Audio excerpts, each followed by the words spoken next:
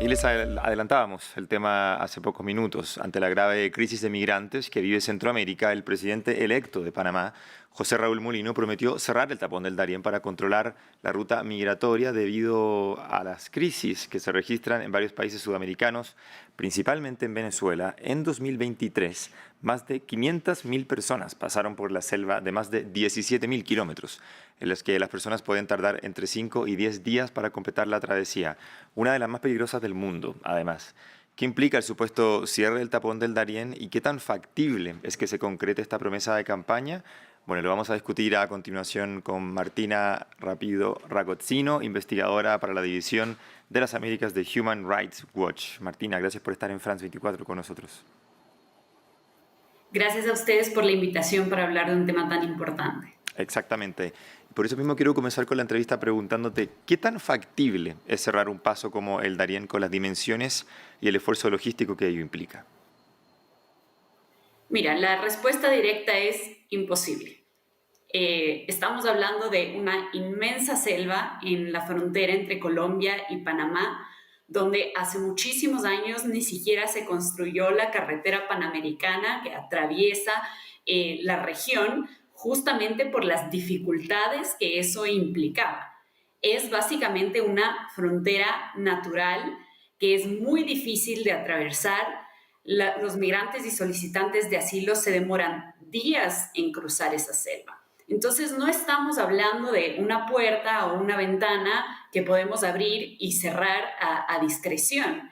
Estamos hablando de una ruta que se ha ido construyendo durante años con personas que huyen de sus países de origen en la región y que deciden atravesarla para ir hacia el norte.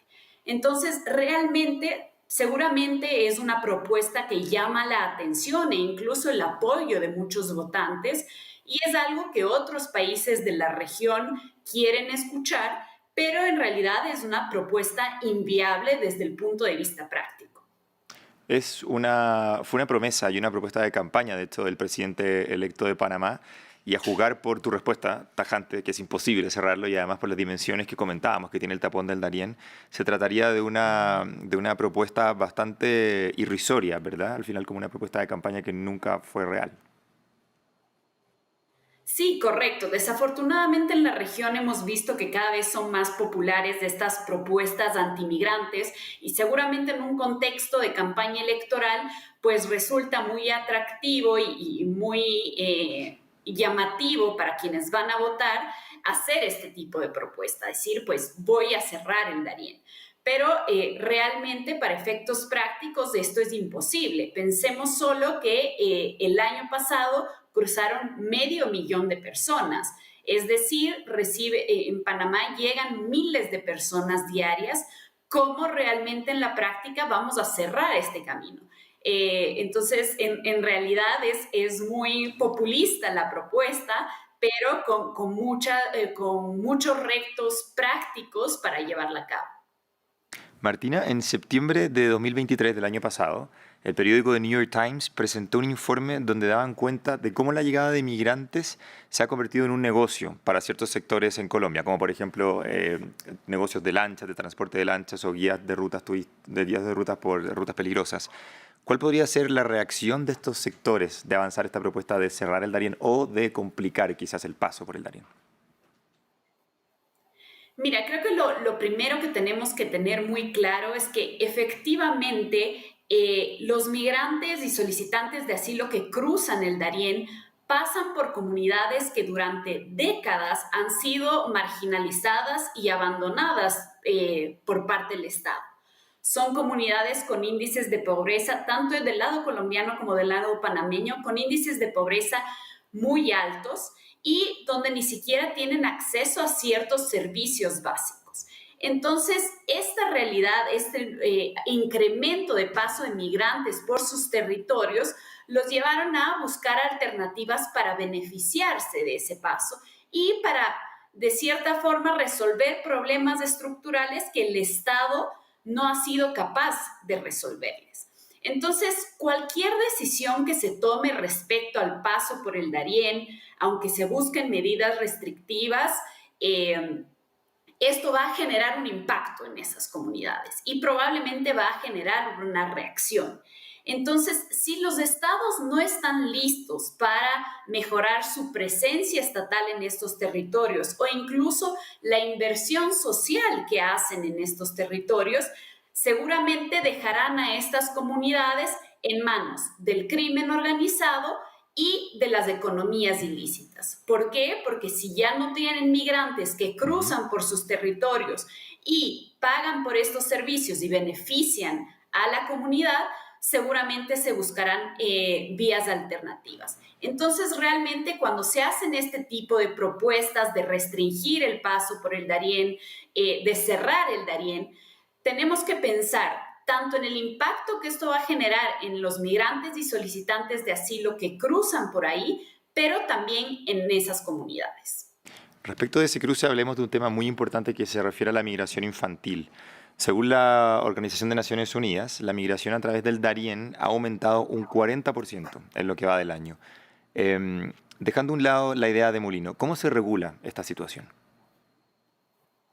Mira, el aumento del cruce de niños, niñas y adolescentes a través del Darién creo que es la muestra más clara de qué tan urgente es que Colombia y Panamá mejoren su respuesta a la migración a través del tapón del Darién y que los demás países de la región den vías legales y seguras para que las personas puedan migrar. Solo pensemos en que lo que ha anunciado UNICEF es que en este año cerca de 2.000 niños han cruzado solos la selva del Darién. Una selva sumamente peligrosa de cruzar, una selva retadora de cruzar a nivel físico, pero además donde se cometen muchísimos abusos que han sido denunciados por organizaciones humanitarias como MSF, como es el incremento de casos de abuso sexual. Entonces, cuando hablamos de niños y niñas y adolescentes, es urgente, en primer lugar, que Colombia y Panamá adopten un mecanismo para identificar a estos niños. Nosotros tenemos ahora datos de UNICEF, pero en realidad Colombia no sabe cuántos niños salen de su territorio y cruzan a través del Darién.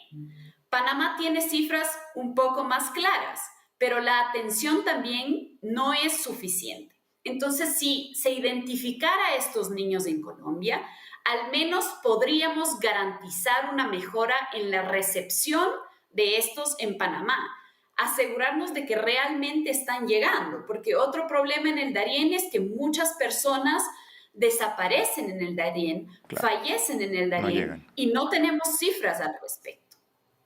Tú mencionabas, de hecho, la importancia de del trabajo de los gobiernos en conjunto, en este caso Panamá y Colombia, y como uno de los primeros factores es la identificación de estos niños, niñas y adolescentes.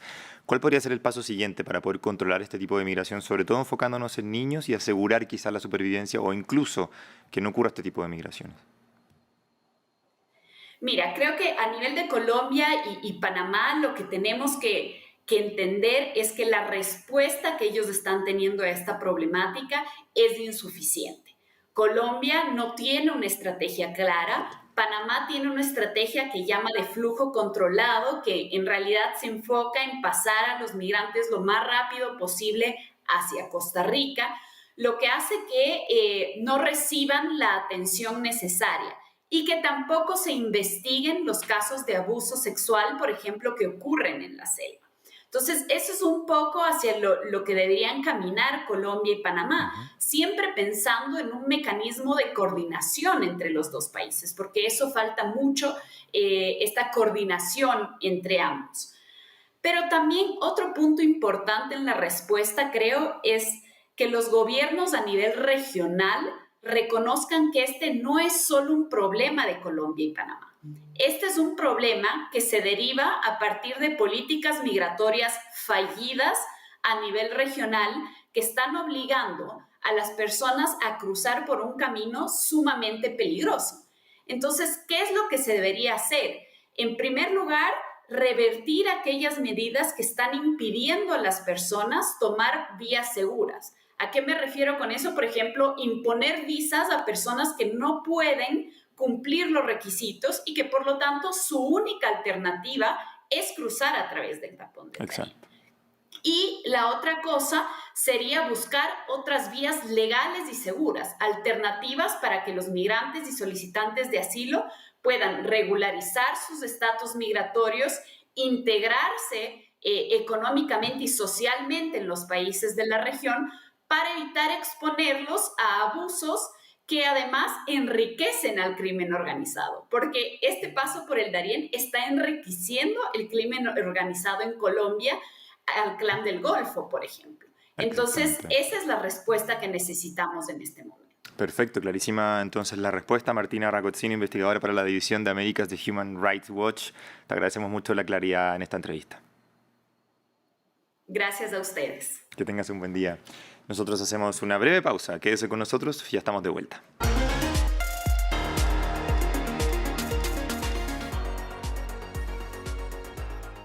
Grandes reportajes de nuestros corresponsales. Que se expandió como una pandemia. O sea, empezó a haber gente muerta por eso.